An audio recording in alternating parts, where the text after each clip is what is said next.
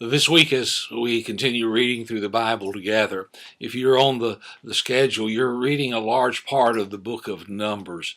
And in that section of Numbers is the story of Balaam. And last night, the question was raised about chapter 22, where the second time that Balak had sent his representatives to Balaam and asked him to come to meet with the king, and the Lord told Balaam he could go, but he said, "Only do what I tell you to do."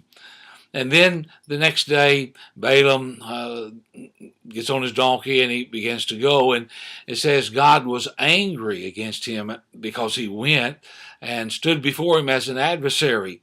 And the question was, is that a contradiction? God said you can go, and then God is angry at him for going. What was going on? Well, what is happening is something that we can't see with our naked eyes.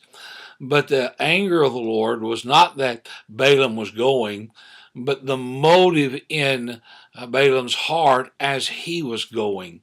For the Lord knew that Balaam was going to advise Balak eventually to bring Israel into compromise by intermarrying with the Moabite women and being carried out into idolatry. And so it is against the motives of Balaam's heart that you have the anger of the Lord. And for us, there is a very important lesson there. That is, God doesn't just look on the outward acts that we do, but he searches and he knows the very motives of our hearts. And that which is pleasing to God is not the outward, but the inner heart that is committed to him, that is obedient to him, that delights in doing his will.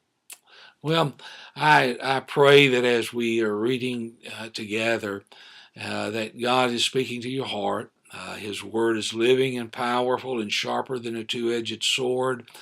And as we learn together, we grow together. God bless you.